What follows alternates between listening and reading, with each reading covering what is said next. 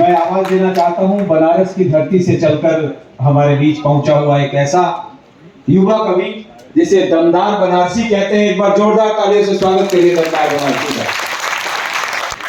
महाराष्ट्र की धरती से लंबी यात्रा करके आई हुई निधि गुप्ता कशिश एक कवित्री जो हमारे बीच आ रही है। एक बार जोरदार तालियों से उसका स्वागत करिए, उनका स्वागत करिए। क्रम को आगे बढ़ाते हैं। हम खाकी के लोग भी कितनी अच्छी कविता करते हैं, आज आपको सुन के आनंद आएगा। मैं बड़े ही अदब और एहतराम के साथ दिल्ली पुलिस के assistant commissioner of police ACP Shri Rajendra Palkal साहब को आमंत्रित करता हूं। हास्य के बहुत ही बड़े पुरोधा कवि एसीपी राजेंद्र पलकल साहब। मैं बाहरी जिले में तैनात आरआई साहब रिजर्व इंस्पेक्टर श्री जेपी सहज साहब को आमंत्रित करता हूं कि वो मंच पे आए और अपना स्थान लेकर जोरदार तालियां। ये तमाम लोग जो अपनी खाकी की वर्दी में होकर सेवा की कविता करते हैं, आज शब्द सुमन अर्पित करेंगे यहाँ। बहुत बहुत धन्यवाद सर। मैं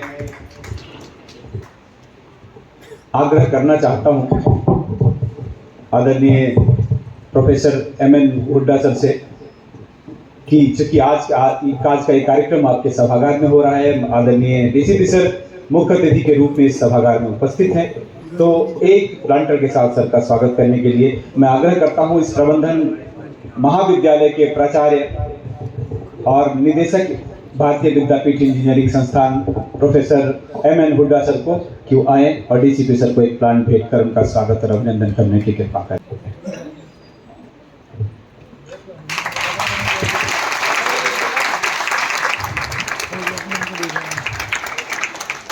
बहुत बहुत आभार सर। मैं आदरणीय एसीपी पश्चिम बिहार साहब से रिक्वेस्ट करूंगा कि वो कृपया मंच पे आए और अंतर्राष्ट्रीय ख्याति प्राप्त कवि और दिल्ली पुलिस बाहरी जिला के सीनियर सिटीजन। हमारे लिए विशेष बात है कि ये दुनिया के लिए अंतर्राष्ट्रीय कवि है, हमारे जिले में रहते हैं, हमारे थाने की बिल्डिंग के साथ रहते हैं और वरिष्ठ नागरिक हैं इस जिले के, इस नाते भी इनका स्वागत होना चाहिए। आदरणीय अरुण जेमनी सर का स्वागत अभिनंदन करने की कृपा करें। तालियां नहीं बज रही हैं, आज आशीर्वाद का कार्यक्रम है।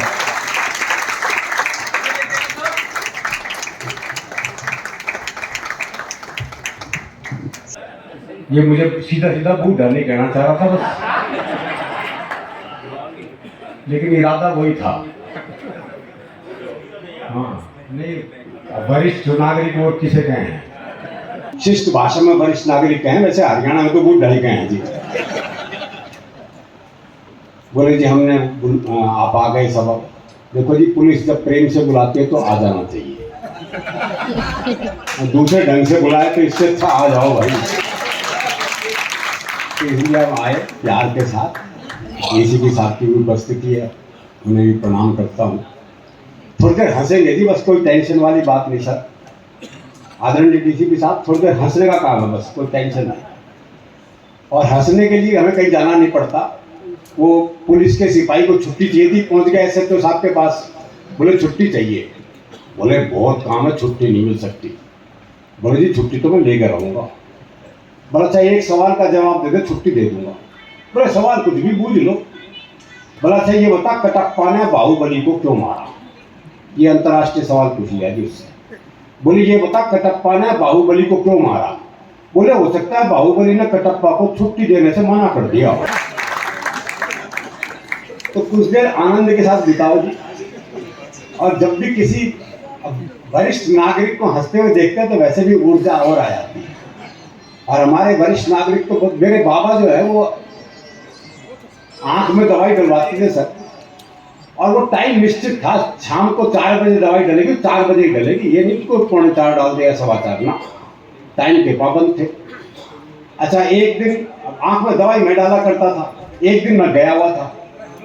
अरे अरुण कित गया, आंख में दवाई डालने का टाइम हो रहा है, कौन सा दवाई डाल लगा? तो मेरी मौसी आई हुई थी, बोली मौसा जी मैं डाल देती हूँ दवाई। कहने कदे किसी की आंख में दवाई डाल ली है? बोली ना। बोले फिर मेरे पे तजुर्बा करेगी कि माँ पिता का मान रख, काट लिए वनवास, ऐसे संस्कारियों का चित्र पूजते हैं हम। माँ पिता का मान रख, काट लिए वनवास, ऐसे संस्कारियों का चित्र पूजते हैं हम। मित्र को दिलाया हर खोया हुआ स्वाभिमान, मित्रता निभाने वाला मित्र पूजते हैं। माँ पिता का मान रख मैं प्रणाम करता हूँ, आप लोगों का आशीर्वाद बस मिलता रहे ऐसे ही। माँ पिता का मान रख, काट लिए वनवास, ऐसे संस्कारियों का चित्र पूजते हैं हम। मित्र को दिलाया हर खोया हुआ स्वाभिमान, मित्रता निभाने वाला मित्र पूजते हैं हम। नारी अस्मिता के लिए युद्ध किए रावण से, ऐसी उच्च भावना पवित्र पूजते हैं हम। लाज मर्यादा की बचाई पुरुषोत्तम ने, राम नहीं राम का चरित्र पूजते हैं। लाज मर्यादा की बचाई पुरुषोत्तम ने, राम नहीं राम का चरित्र पूजते हैं। मैं प्रणाम करता एक तू ही तो है माँ, मुझे इस जहां में लाई, तेरे अस्तित्व की वजह से है यह देह मैंने पाई। मैंने किसी भगवान को नहीं देखा कभी रूबरू, मैंने किसी भगवान को नहीं देखा कभी रूबरू, तेरी सूरत में ही भगवान की सूरत नजर आई। एक तू ही तो है माँ, मुझे इस दुनिया में लाई। इसी क्रम में आगे जाते हैं, लेकिन कुछ जो लोग हैं अभागे बेटा बेटी हैं, जो बुढ़ापे में अपने माँ बाप का सहारा बनना चाहिए, लेकिन कुछ ऐसे लोग हैं जो उनको बेसहारा छोड़ आते हैं, किसी वृद्धाश्रम के हवाले कराते हैं।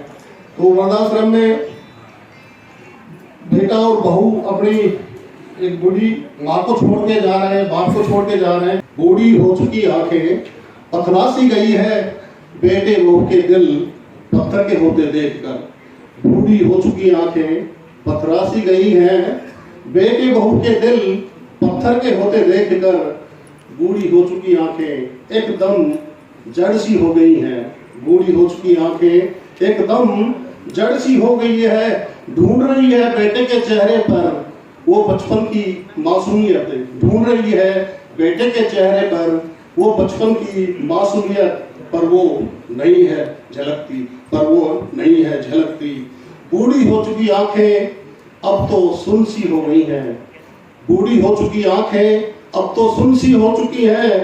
बेटे बहू को वृद्धाश्रम से बाहर जाते हुए देखकर, बेटे बहू को वृद्धाश्रम से बाहर जाते हुए देखकर बूढ़ी हो चुकी आंखें पथरासी गई हैं, बेटी बहू के दिल को पत्थर का होता देखकर।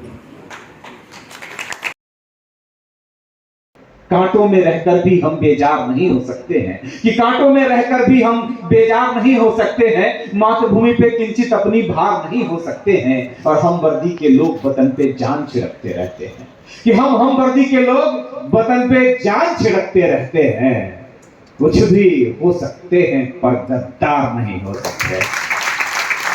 और एक घर में कम से कम टाइम बिताओ। कई बार क्या होता है, व्यक्ति क्या होता है इकट्ठे चाय पीता है तो आदमी क्या था अपने आप को वीआईपी महसूस करता है, यानी इकट्ठे चाय पी रहे हैं, मतलब तो घरवाली बातें करती इधर उधर की, कल मंदिर में मैंने 500 रुपये दे दिए, पड़ोसन आई थी उसने ये कहा, तो आदमी टांग के ऊपर टांग रखे आराम से पी रहा है। जैसे जैसे टाइम बढ़ता है, जैसे झाड़ू पोछे का टाइम होता है, वो उसको दुश्मन नजर आता है। फिर वो चिल्लाना शुरू करती है, जो पोछे के ऊपर तूने चप्पल निकाल दी, तूने ये कर दिया। फिर वो अपनी चप्पल लेके पंजों पे घूमता रहता है, कभी इस कमरे में कभी उस कमरे में। समझदार आदमी है, बेशक चाय खट्टी पी ली, अपना झोला लेके सुबह निकल लो। शादी में जाना 8 बजे, घरवाली के पूछ लेती है तैयार होते होते जो है कि देखना ये साड़ी पहन लूं, आदमी छूटते ही गएगा, कह रहे ये साड़ी कौन, तेरी साड़ी कौन देखेगा, 8 बज गए, फिर जाम लग जाएगा, तूने रोज का रोज यही कलेश करना है। उसका सारा मूड खराब घरवाली का। फिर क्या करेंगे, लड़ते हुए जाएंगे, लड़ते हुए आएंगे, न पनीर का मजा आएगा न कोई फोटो बढ़िया खींचेगा शादी में। अब बुद्धिजीवी आदमी को पता है कि शादी शुरू तो यूं ही चलती रहती, ये सेट रहनी चाहिए। 10 मिनट फालतू लग जाएंगे, स्वर्ग हो जाएगा घर में। उसको कहते ये वाली पहन रही है, वो पहन लेना, उस दिन तो रिसेप्शन पे पहनी थी। हालांकि आदमी को याद नहीं रहता घरवाली ने कब क्या पहना था, लेकिन कहने से फर्क क्या पड़ता है। अलमारी खोल के किसी के भी हाथ लगा देगा तो ये पहन ले, इतनी खुश होकर पहनेगी, आपका स्वर हो जाएगा। और छोटी सी टुकाई और कर दो, कहते बिंदी तूने बड़ी लगा दी, आज का इसका फैशन नहीं है, इस साड़ी के साथ थोड़ी मीडियम चलेगी, वो भाग भाग के दूसरी मीडियम लगा देगी। गुनगुनाते हुए जाएंगे, गुनगुनाते हुए आएंगे, गया कुछ भी ना, पैसे खर्च हुए, माइंड सेट है बस खाली। ये 2.5% के अंदर आना है, 95 से निकल के इज्जत बचानी है। छोटा सा और एग्जाम्पल देता हूँ, टाइम ज्यादा हो गया है। कई बार क्या होता है कि वो पुरानी एल्बम दिखाने लग जाती है घरवाली। हर एक की जिंदगी में ये कभी ना कभी आ जाता, स्कूल की ब्लैक एंड वाइट एल्बम जो स्कूल में पढ़ती थी कभी, तो आदमी का फर्ज बनता है कि भी उसी के फोटो को हाथ लगाए कि तू सबसे सुंदर लग रही है, तेरी यूनिफॉर्म सबसे बढ़िया है, तू सबसे इंटेलिजेंट है। लेकिन आदमी मंदबुद्धि है, वो किसी दूसरी लड़की के हाथ रखा तो यह कौन थी? उसको ये सोच रहा था जो भी थी तेरे क्या काम आएगी। लेकिन ऐसे ही जिंदगी का खेल चलता रहता है, तो जितना जल्दी सीख ले वो बढ़िया। धन्यवाद। शांति से न्याय के दूत पुलिस अधिकारी, शांति से न्याय के दूत पुलिस अधिकारी, जोड़ना है सबको साइबर जागरूकता अभियान से, बचाना है सबको साइबर ठगी नुकसान से, बचाना है सबको साइबर ठगी नुकसान से। भोपाल की तुम्हारे दिल को भाई हूँ, मेरी झोली में आदर प्रेम और सम्मान भर देना, मेरी झोली में आदर प्रेम और सम्मान भर देना। करेली की कशिश हूँ मैं तुम्हारे द्वार आई हूँ, करेली की कशिश हूँ मैं तुम्हारे द्वार